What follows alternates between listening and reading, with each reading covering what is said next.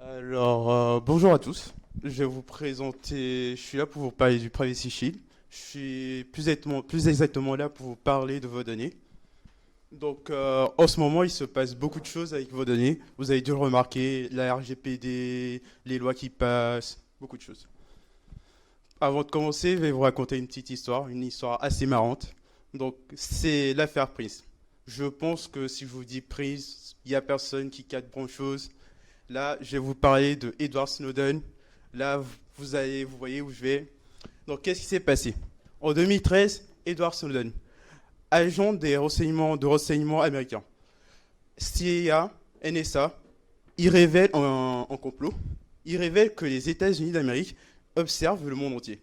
Donc, ça va du citoyen lambda comme moi, comme vous, à Angela Merkel, chancelière allemande. Ils observent tout. SMS, mail, trafic internet, ils sont capables de voler l'identité de quelqu'un, d'obtenir ses coordonnées bancaires, ils sont capables d'énormément de choses. Et là, on se retrouve dans une situation où, de l'autre côté du Pacifique, quelqu'un peut faire ce qu'il veut avec vos données. On se demande comment ce genre de choses peut arriver. Ça, c'est la négligence des données. Les données, c'est quelque chose de nouveau. C'est quelque chose qui arrive à nous, avec les technologies. Et les technologies, on n'est pas au fait de la sécurité des technologies. De jour en jour, on s'améliore. Donc, par le passé, il y avait des accords, le Safe Harbor et le Privacy Shield. Ces accords permettaient le transfert et le stockage de données aux États-Unis. Donc, ce qui permettait donc au gouvernement américain et aux grosses sociétés à travers le Cloud Act, le Patriot Act et l'exploitation de données normales, d'observer vos données, d'en faire ce qu'ils veulent, de les exploiter tout bonnement. Donc Snowden a dit ce n'est pas normal. Il a décidé d'être un lanceur d'alerte, de vous prévenir. Il a décidé que cette situation digne d'une fiction, digne du roman 1984 d'Orwell, était inacceptable. Le gouvernement européen, eux aussi, ont dit que ce n'était pas normal, d'où la fameuse révision de la RGPD. Vos données sont à nouveau protégées.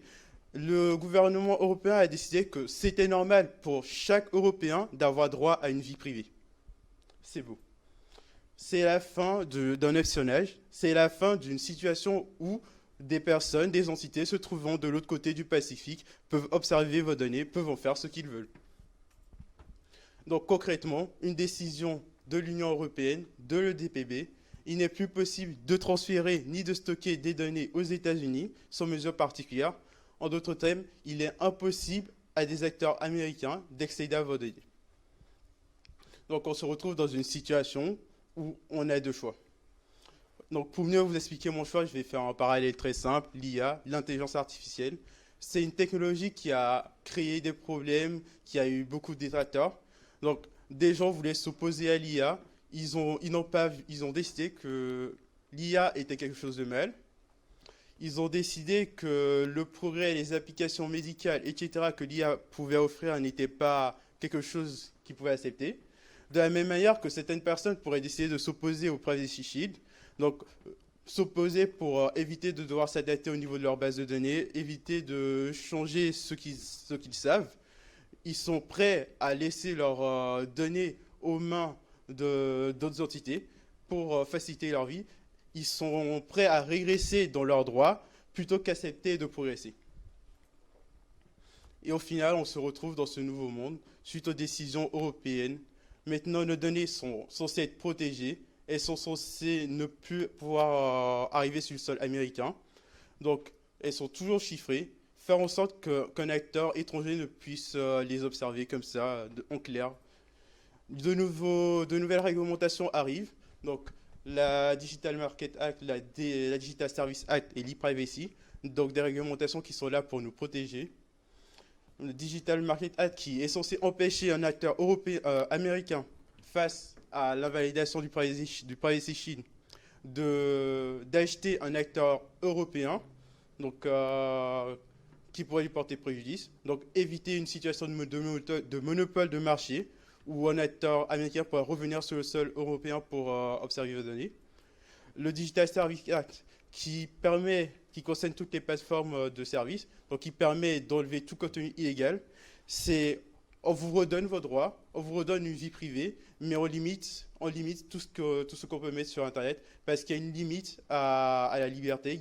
Il faut éviter les contenus totalement illégaux, les contenus illégaux moraux. Je vais éviter de rentrer dans les détails. Et l'e-privacy, qui concerne la confidentialité sur tout type de terminaux. Donc, vous protégez que vous soyez sur vos portables, dans une voiture connectée, avec votre Alexa ou Google Home à la maison. Toujours vous protéger, quoi qu'il arrive. On se retrouve aussi, là je vous ai parlé de réglementation au niveau européen. On se retrouve aussi au niveau français, avec le label Cloud de confiance. On se retrouve dans une situation où des acteurs européens sont en pleine conversation avec des acteurs américains pour créer quelque chose de nouveau. Le cloud souverain en France, par exemple. La Société Bleue, c'est une alliance de Capgemini, d'Orange et de Microsoft pour s'assurer que les données restent en France, soient monitorées par des acteurs français, protégées par des acteurs français, donc des données en Europe, opérées par des acteurs européens. C'est une opportunité au niveau des emplois informatiques. Vous vous retrouvez dans une situation où tous les emplois qui étaient aux États-Unis, donc tous les sous-traitants tels que Microsoft, sont obligés de renvoyer tous les emplois en Europe, une augmentation du travail.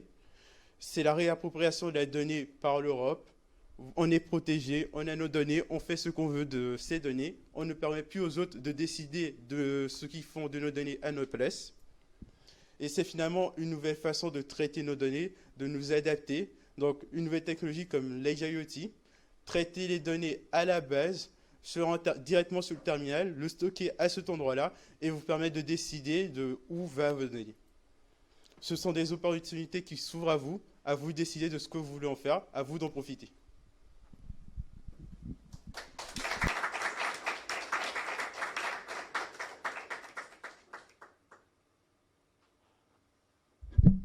Est-ce qu'on a des questions dans la salle?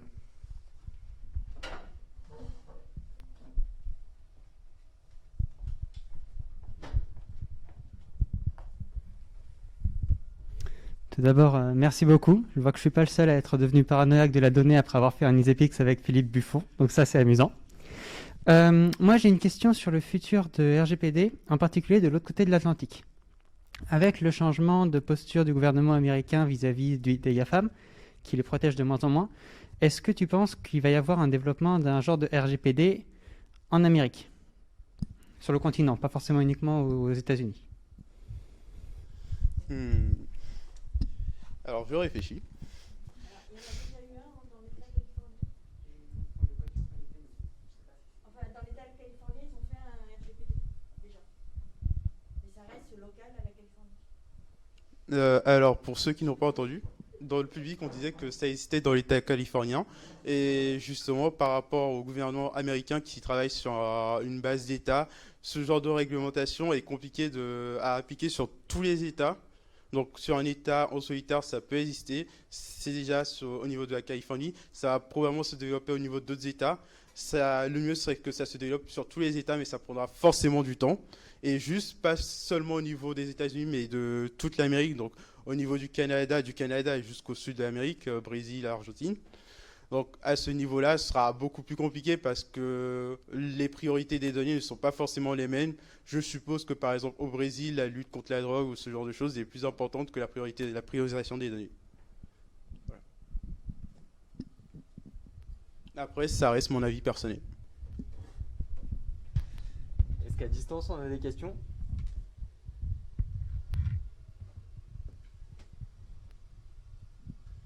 Ah bah, je suis content, c'est très clair, pas de questions. Vous avez été mesmerized. Si, on a Arnaud qui a une question, il me semble. Merci pour cette présentation. Petite question toute bête par rapport à Blue. Quand on dit que c'est des acteurs français et que c'est effectivement Cap, Orange, mais avec Microsoft, ça fait toujours un petit peu sourire cette notion de de cloud souverain quand à partir du moment ou d'action souveraine à partir du moment où on a un acteur comme Microsoft dans la boucle.